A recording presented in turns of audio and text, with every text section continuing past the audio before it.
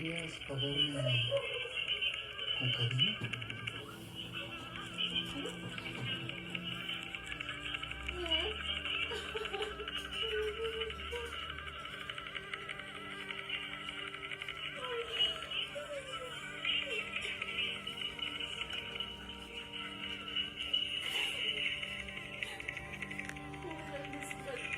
La sepultura, aunque haya hecho lo que tuve que hacer.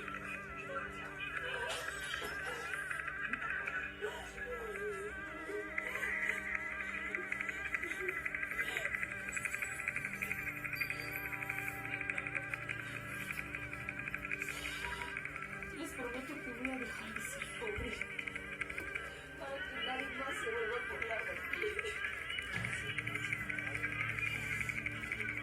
Les juro que voy a salir de esta maldita pobreza para que nadie más me vuelva a burlar.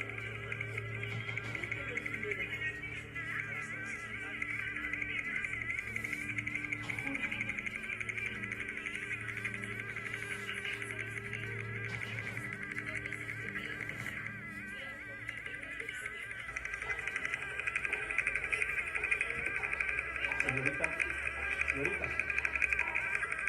¿Me habla a mí? Sí, es la primera vez que lo hago por aquí. Aunque mirando a lo mejor su cara se me hace conocida. No creo. Ahora no le puedo conocer mucho contacto.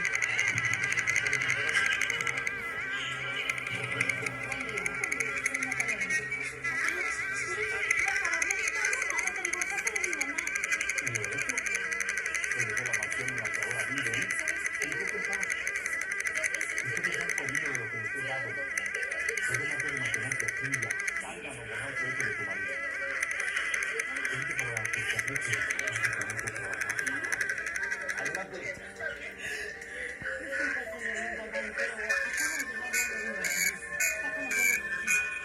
Gracias, Betty.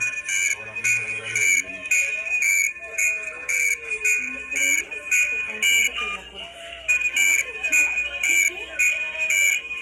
No poder aún quizás este nombre. ¿Qué sabes hacer?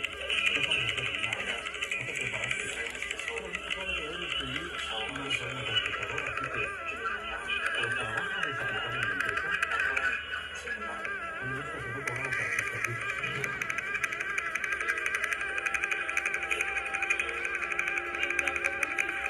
Lista.